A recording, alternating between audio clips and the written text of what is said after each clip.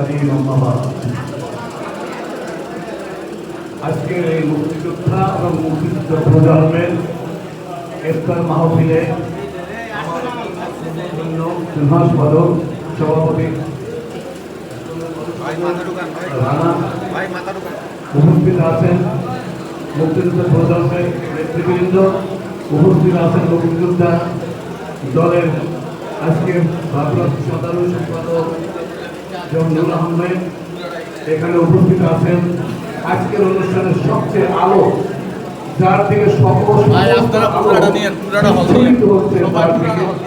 সেইটা আর কেউ নয়, তিনি হলেন আমাদের সেই চিফ মিনিস্টার, আমাদের বশিরুর রহমান যাদমিয়ার অত্যন্ত সুযোগ্য সৌভাগ্যপূর্ণ কন্যা রিতা রহমান আমাদের মাঝে এসে উনি আমাদেরকে কৃতজ্ঞতার পাশে আবদ্ধ করেছেন।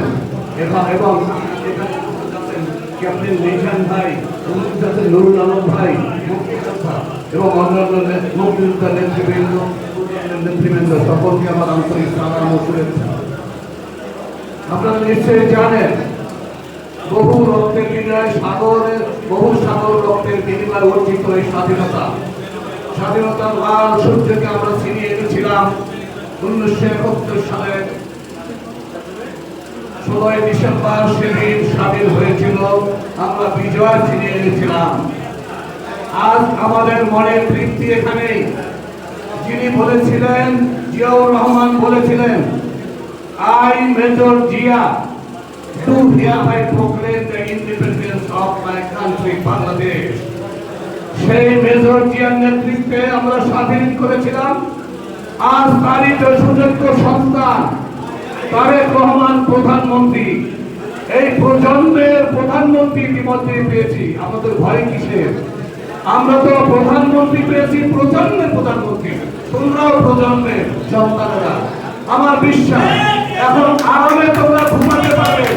যে অত্যাচার, নিপীড়ন, নির্যাতনের খর্গহস্ত আমাদের উপরে চালিত হয়েছিল, আর সামনের দিকে সেটা হবে না বলে আমরা বিশ্বাস করি। বন্ধুরা আমার, আমরা এদেশে আমরা চাই সুখে শান্তিতে দেশটা চলুক। আমরা চাই এদেশের মুক্তিযোদ্ধাদের, মুক্তিযুদ্ধের প্রজন্মের সকলের মুখে হাসি ফুটুক। আমরা চাই গরিব, দুঃখী, মেহনতি মানুষ, কৃষক, শ্রমিক সবাই কাঁধে কাঁধ মিলিয়ে, হাতে হাত মিলিয়ে আমরা দেশটাকে গড়ে তুলব। আমরা এটাই আমাদের কামনা, এটাই আমাদের বাসনা। এখানে আমরা বিগত সরকারের আমলে চাঁদাবাজ দেখতে চাই না, আমরা অত্যাচারী দেখতে চাই না, নিপীড়নকারী দেখতে চাই না। আমরা দেখতে চাই আমাদের দেশটা এবং আমাদের দেশের যে স্বপ্ন নিয়ে আমরা স্বাধীন করেছিলাম, সেই স্বপ্ন যেন আমাদের বাস্তবায়িত হয়। সেটা হলো আজকে উন্নত দেশের দিকে আমরা তাকাই। আমরা পৃথিবীর বহু দেশে গিয়েছি, আমরা দেখেছি সেখানে, তখন আমরা আফসোস করি, হায় রে আমার দেশটা যদি এরকম হতো। কিন্তু বিগত দিনে আমরা কি দেখেছি? আর্মিকে দুর্বল করে দেওয়া হয়েছিল, 57 জন আর্মি অফিসারকে হত্যা কারা করেছিল। আমরা কি দেখলাম? এদেশে কোন হত্যার ইতিহাস আমরা দেখেছি। সেই ইতিহাসকে আমরা ভুলে যেতে পারি না। আমরা চাই অন্যায়ের বিরুদ্ধে ন্যায়ের ঝান্ডা সমুন্নত হবে এবং অন্যায় যারা করেছেন তাদের অবশ্যই উচিত বিচার হওয়া উচিত। আমি মনে করি দুষ্টের দমন, শিষ্টের পালন। যারা অন্যায় করেছে সে যদি যে দলেরই হোক না কেন তার বিচার হওয়া উচিত। আর যে ন্যায় করছে সেটা যদি সে আওয়ামী লীগের লোক হয়, সেই লোকটার যেন কোনো ক্ষতি না হয়। দুষ্টের দমন, শিষ্টের পালন আমরা দেখতে চাই। তাই সময়ের অভাবে কথাই বলার ছিল, আমরা বলতে পারছি না। আমি সর্বশেষে এই কথা বলতে চাই, মিস্টার উলফত সাহেব এবং আপনার সাথে যারা আছে, আপনি একটা সম্মেলন দিয়েই দেখেন না, ভয় কিসে? আপনি কেন নির্বাচন নিয়ে একটি কমিটি গঠন করতেছেন না? আমি তারেক রহমান চেয়ারম্যানের প্রতি আমি উদাত্ত আহ্বান জানাচ্ছি, প্রধানমন্ত্রীর প্রতি উদাত্ত আহ্বান জানাচ্ছি। পুরো বাংলাদেশ ব্যাপী অর্গানাইজ করে একটি সম্মেলনের মাধ্যমে একটি পূর্ণাঙ্গ কমিটি উপহার দিন, যাতে করে সেই কমিটি গণতন্ত্রের মাধ্যমে কমিটি হবে। একটি আহ্বায়ক কমিটি করা হোক, প্রস্তুতি কমিটি করা হোক, সম্মেলন প্রস্তুতি কমিটি করা হোক। সেখানে আমরা সবাই থাকবো, সেখানে উলফত সহ সবাই থাকবো, আমাদের কোনো আপত্তি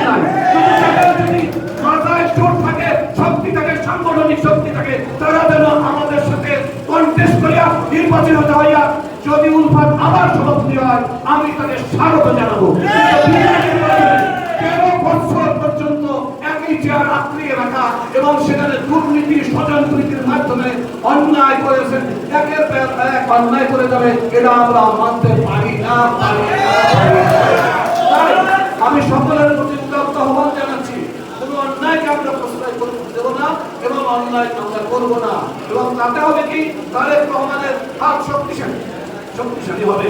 তাকে দেখতে পাচ্ছেন, তার বডি ল্যাঙ্গুয়েজ দেখতে পাচ্ছেন, সে কি চাচ্ছে এদেশের মানুষের জন্য। আমরা সেই তার স্বপ্নকে বাস্তবায়নের জন্য, তারেক রহমানের স্বপ্ন, শহীদ প্রেসিডেন্ট জিয়াউর রহমানের স্বপ্ন এবং আমাদের তিনবারের প্রধানমন্ত্রী খালেদা জিয়ার স্বপ্ন বাস্তবায়ন যখন হবে তখনই এই মুক্তিযোদ্ধাদের আত্মা শান্তি পাবে। এই বলে আমি আমার বক্তব্য শেষ করছি। সকলকে আন্তরিক সালাম ও শুভেচ্ছা। আসসালামু আলাইকুম ওয়া রাহমাতুল্লাহি ওয়া বারাকাতুহু।